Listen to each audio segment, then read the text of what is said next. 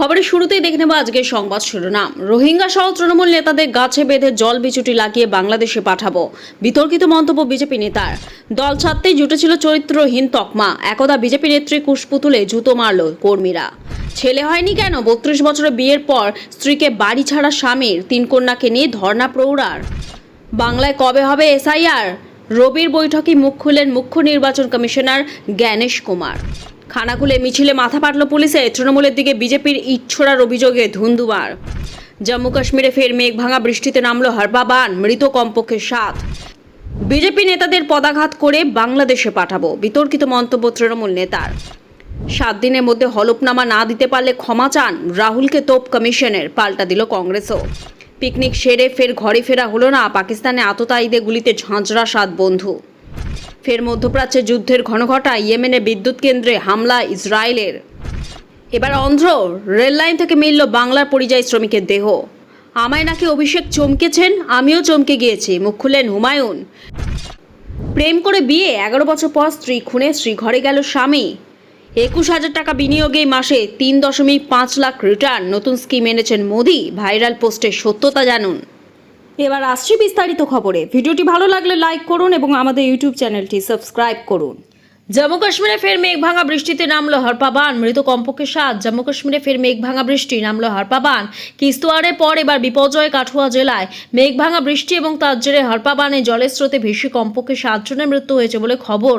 শনিবার মধ্যরাত থেকে রবিবার ভোরের মধ্যে জম্মু কাশ্মীরের কাঠুয়া জেলা একটি গ্রামে মেঘ ভাঙা বৃষ্টি নামে। লাগাতার বৃষ্টিতে এরপরই হারপা বান আসে, ভেসে যায় গ্রামের একাংশ। রেললাইন থেকে শুরু করে 44 নম্বর জাতীয় সড়কেও হারপা বানে ভেসে গিয়েছে বলেই খবর। এখনো পর্যন্ত 7 জনের মৃত্যুর খবর মিলেছে। আহত আরো অনেকে, বহু মানুষ জলের তোড়ে ভেসে গিয়েছে বলেও আশঙ্কা করা হচ্ছে। কেন্দ্রীয় মন্ত্রী জিতেন্দ্র যাদব, যিনি জম্মু কাশ্মীরের উধমপুরের সাংসদ, তিনি জানিয়েছেন মেঘ ভাঙা বৃষ্টিতে একটি পুলিশ স্টেশনে 44 নম্বর জাতীয় সড়ক ও রেলওয়ে ট্র্যাক ক্ষতিগ্রস্ত হয়েছে। ইতিমধ্যে উদ্ধার কাজ শুরু হয়েছে। সেনা ও প্যারামিলিটারি ফোর্সও উদ্ধার অভিযানে নেমেছে। মুখ্যমন্ত্রী ওমর আবদুল্লাহ এই ঘটনায় নিহতদের পরিবারের প্রতি শোক প্রকাশ করেছেন। প্রশাসনিক আধিকারিকদের দ্রুত উদ্ধার কাজের নির্দেশ দিয়েছেন। আবহাওয়া দফতরও জম্মু কাশ্মীরকে নিয়ে সতর্কতা জারি করেছে। কাঠুয়া জেলায় আজ ভারী থেকে অতি ভারী বৃষ্টিপাতের সম্ভাবনা রয়েছে। নদী নালার তীরে যাওয়ার ক্ষেত্রে সতর্কতা অবলম্বন করতে বলা হয়েছে। ধসপ্রবণ এলাকাগুলিও এড়িয়ে চলতে বলা হয়েছে। নদীর জলস্তর বেড়ে হারপা বান ও ধসের সম্ভাবনা রয়েছে। রোহিঙ্গা সহ তৃণমূল নেতাদের গাছে বেঁধে জল বিচুটি লাগিয়ে বাংলাদেশে পাঠাবো, বিতর্কিত মন্তব্য বিজেপি নেতার। রোহিঙ্গা সহ তৃণমূল নেতাদের গাছে বেঁধে জল বিচুটি লাগিয়ে বুলডোজারে করে ঘোজাডাঙ্গা সীমান্ত দিয়ে বাংলাদেশে পাঠিয়ে দেওয়া হবে। সন্দেশখালীতে বিতর্কিত মন্তব্য বিজেপির সংখ্যালঘু সেলের কাশেম আলীর।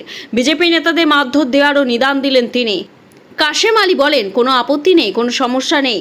আমরা ভারতীয় মুসলমান, আমরা ভারতীয় হিন্দু, আমরা আছি, থাকবো। ভোট বৈতরণী পার হতে অনেকে পাড়ায় পাড়ায় উস্কানি দিচ্ছেন। রোহিঙ্গা যদি চিহ্নিত হয় বা এসআইআরে তাদের নাম বাদ যায়, আর যে তৃণমূল কংগ্রেসের নেতারা ভোট ব্যাংক হিসেবে তাদের ব্যবহার করছেন, তাদের সন্দেশখালী তথা বাংলার মানুষ গাছে পোস্টারে বেঁধে রাখবেন, জল বিচুটি লাগাবে। এসআইআর হওয়ার পরে রোহিঙ্গাদের নিয়ে ঘোজাডাঙ্গায় যাব, জেসিবি করে ওপারে পাঠাবো। পাল্টা বিজেপি নেতার এই মন্তব্যে সন্দেশখালী বিধায়ক সুকুমার মাহাতো বলেন, বিজেপির পায়ের তলা মাটি নেই, তাই উস্কানিমূলক কথা বলছে। সন্দেশখালী এই সভায় উপস্থিত ছিলেন বিজেপির সংখ্যালঘু সেলের রাজ্য কমিটির সদস্য কাশেম আলী ও বসিরহাট সাংগঠনিক জেলা সভাপতি সুকল্যাণ বৈদ্য। সন্দেশখালী আন্দোলনের অন্যতম প্রতিবাদী মুখ পিয়ালি দাস ওরফে ম্যাম্পি। একদিকে বিজেপি নেতা যখন এহেন মন্তব্য করছেন, তখন অন্যদিকে মালদহের তৃণমূল নেতা আব্দুর রহিম বক্সি বলেন, চুলের মুঠি ধরে বাংলাদেশে পুশব্যাক করব, তারপর ক্ষমা চেয়ে নেব। দল ছাড়তে জুটেছিল চরিত্রহীন তকমা, একদা বিজেপি নেত্রী কুশপুতুলে জুতো মারল কর্মীরা। একসময় বিজেপি করতেন, পঞ্চায়েত সমিতি মহিলা সভাপতি ছিলেন তিনি, তবে সম্প্রতি বিজেপি ছেড়ে যোগ দেন তৃণমূলে। এটাই হলো কাল, চরিত্রহীন বলে আখ্যা দেয়া হয় ওই মহিলাকে বলে অভিযোগ। আর এবার কুশপুতুল দাহ করলো বিজেপি। শুধু তাই নয়, জুতো মারা হলো প্রাক্তন নেত্রীর ছবিতে। পাল্টা বিজেপি নেতার কুরুচিকর মন্তব্যের প্রতিবাদে তমলুক থানায় অভিযোগ দায়ের করলেন মহিলা সভানেত্রীর স্বামী। গত বৃহস্পতিবার শহীদ মাতঙ্গিনী পঞ্চায়েত সমিতির সভাপতি সঙ্গীতা আদক মাইতি বিজেপি ছেড়ে তৃণমূলে যোগ দেন। তৃণমূলে যোগ দেওয়ার পরই তাকে চরিত্রহীন আখ্যা দেওয়া হয় বিজেপির তরফ থেকে, এমনটাই অভিযোগ ওঠে। এরপর শনিবার সঙ্গীতা ও তার স্বামী সাংবাদিক সম্মেলন করে জানান, জেলা পরিষদে বিরোধী দলনেতার বিরুদ্ধে তারা তমলুক থানায় অভিযোগ দায়ের করেছেন কুরুচিকর মন্তব্যের প্রেক্ষিতে। তিনি যে দাবি করেছেন সেই দাবি তাকে প্রমাণ করতে হবে, অন্যথায় অভিযুক্ত বিজেপি নেতাকে আইনি নোটিশ পাঠানোর কথাও জানানো হয়। মহিলাকে কুরুচিকর মন্তব্যের প্রেক্ষিতে তৃণমূলের তরফে মেচেতায় পাল্টা প্রতিবাদ মিছিল করে শাসক দল। তবে বিজেপিও থেমে থাকেনি। যেহেতু সঙ্গীতা বিজেপি ছেড়েছেন, পাল্টা বিজেপির তরফেও শনিবার সন্ধে মিছিল বের করা হয়। প্ল্যাকার্ড ঝোলানো হয় যাতে কুরুচিকর ভাষা লেখা ছিল। এরপর ওই মহিলা নেত্রীর ছবিতে জুতো মারতে মারতে মিছিল চলে, জ্বালানো হয় কুশপুতুল, যা নিয়ে নিন্দার ঝড় রাজনৈতিক মহলে।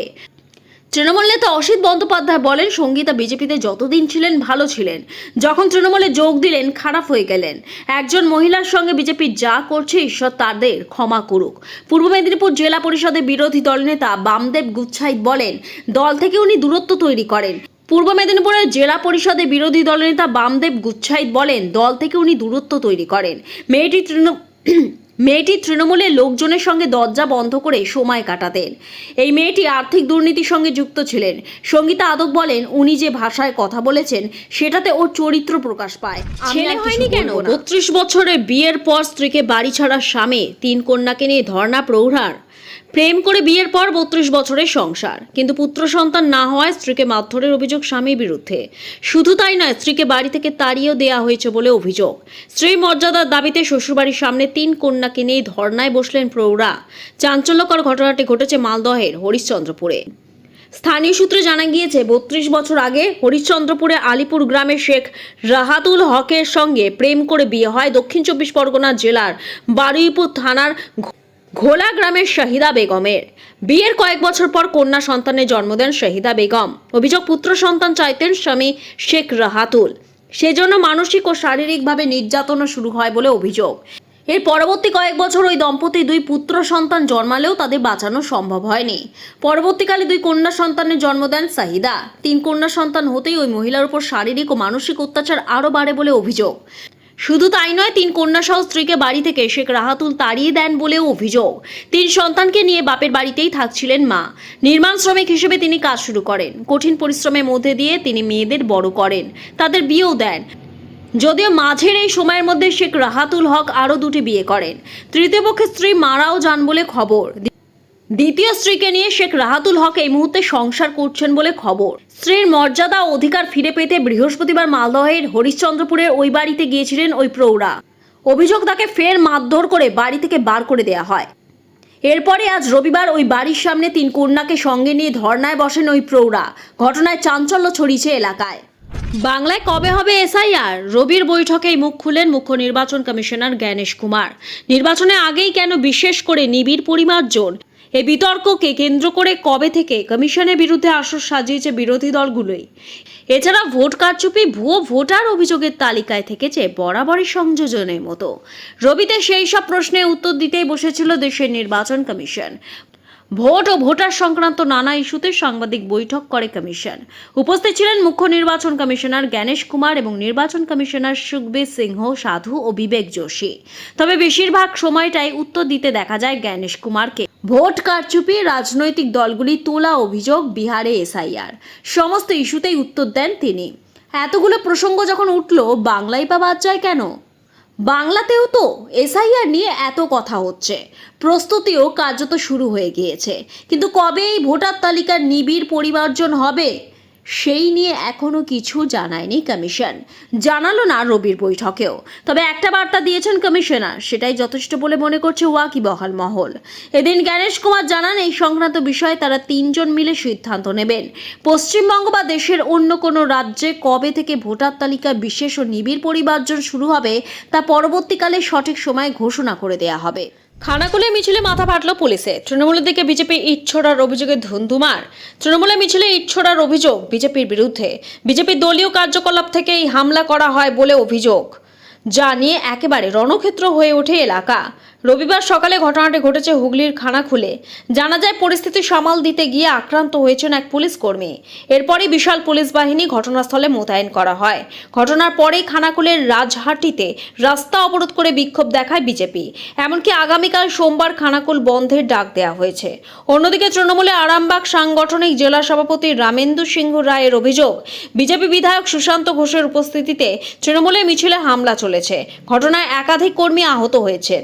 জানা গিয়েছে এদিন খানাকুলের পলাশপাই থেকে নাতিবপুর পর্যন্ত একটি বাইক র্যালি ডাক দেওয়া হয় তৃণমূলের তরফে। আর সেই মিছিল খানাকুলের বলপাই এলাকায় পৌঁছানো মাত্রই হামলা চালানো হয়। অভিযোগ, ওই এলাকায় থাকা বিজেপি দলীয় কার্যালয় থেকে ধেয়ে আসে একের পর এক ইটের আঘাতে বেশ কয়েকজন তৃণমূল কর্মী আহত হয়। এরপরেই পাল্টা তৃণমূলের তরফেও ইট ছোড়া হয় বলে অভিযোগ। ভাঙচুর চলে বিজেপি কার্যালয়ে, জানিয়ে একেবারে ধুন্ধুমার কাণ্ড বেঁধে যায়। তৃণমূল এবং বিজেপির মধ্যে ব্যাপক সংঘাত বেঁধে যায়।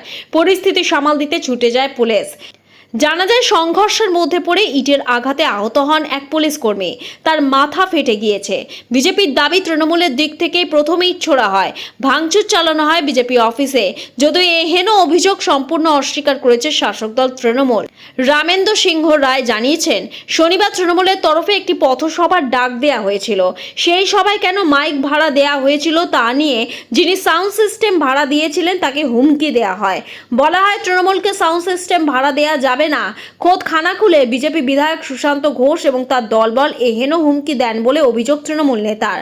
তার আরও অভিযোগ, এরপর 20 থেকে 25টা বাইক নিয়ে অস্ত্র হাতে মিছিল করে বিজেপি। কালকেই থানাকে জানানো হয়েছিল যে ওই জায়গায় র্যালি হবে, আর সেই র্যালি চলাকালীন দলীয় অফিস এবং আশেপাশে বাড়ি থেকে ইট বৃষ্টি করা হয়। বিজেপি বিধায়ক সুশান্ত ঘোষ সহ তার দলবল পরিকল্পনা করে তৃণমূলে ওই র্যালিতে হামলা চালায় বলে অভিযোগ শাসক নেতার। বিজেপি নেতাদের পদাঘাত করে বাংলাদেশে পাঠাবো, বিতর্কিত মন্তব্য তৃণমূল নেতার।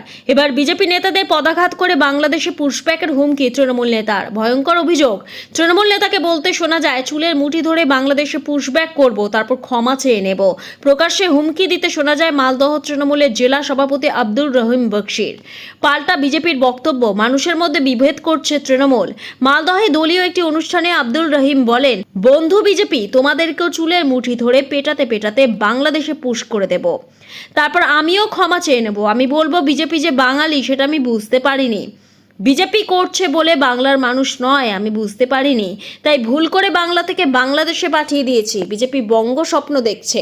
তৃণমূল নেতার এই মন্তব্যে স্বাভাবিকভাবে বিতর্ক দানা বেঁধেছে। সরব হয়েছে বিজেপি সাংসদ খগেন মুর্মু বলেন, বিজেপি মানুষের সমস্ত রকমের অধিকারকে রক্ষা করার লড়াই করছে।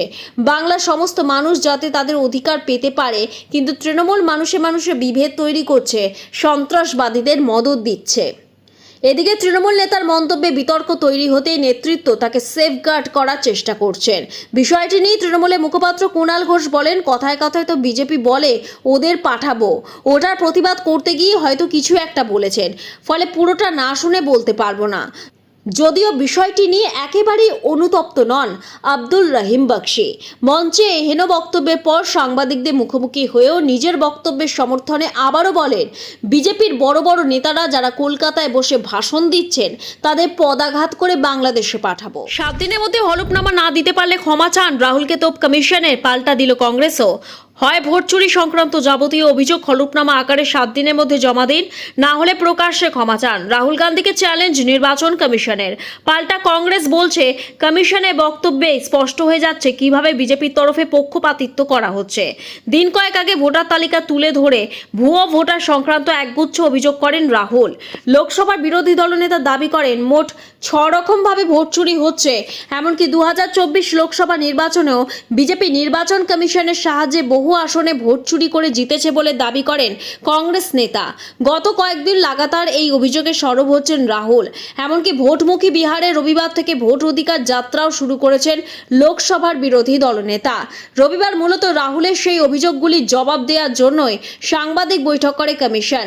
ভোট চুরির মতো আপত্তিকর শব্দ ব্যবহার করে বিভ্রান্তি ছড়ানোর অভিযোগে নাম না করে লোকসভার বিরোধী দলনেতা রাহুল গান্ধীকে তুলোধরা করেন মুখ্য নির্বাচন কমিশনার জ্ঞানেশ কুমার। এদিন জ্ঞানেশ কুমার দাবি করেন, কমিশনের ঘাড়ে বন্দুক রেখে জনগণকে নিশানা করে রাজনীতি চলছে। সাধারণ ভোটারদের বিভ্রান্ত করার চেষ্টা করা হচ্ছে। এভাবে মিথ্যাকে সত্যি করা যাবে না। মুখ্য নির্বাচন কমিশনারের সাফ কথা, ভোট চুরির মতো আপত্তিকর শব্দ ব্যবহার করে দেশকে বিভ্রান্ত করা হচ্ছে। এটা সংবিধানের অপমান ছাড়া আর কিছু নয়। এই ধরনের এত নিখুঁত প্রক্রিয়ার পরও এত ভিত্তিহীন অভিযোগ করা হচ্ছে, এর উদ্দেশ্য কি বোঝাই যাচ্ছে। জ্ঞানেশ কুমার কংগ্রেসের নেতার উদ্দেশ্যে চ্যালেঞ্জ ছুড়ে বলেন, রাহুল গান্ধী যেসব অভিযোগ করেছেন 7 দিনের মধ্যে সেগুলি প্রমাণ সহ হলফনামা দিতে হবে, না হলে দেশবাসীর উদ্দেশ্যে ক্ষমা চাইতে হবে, আর সেটা না করলে ধরে নেওয়া হবে রাহুলের অভিযোগ ভ্রান্ত।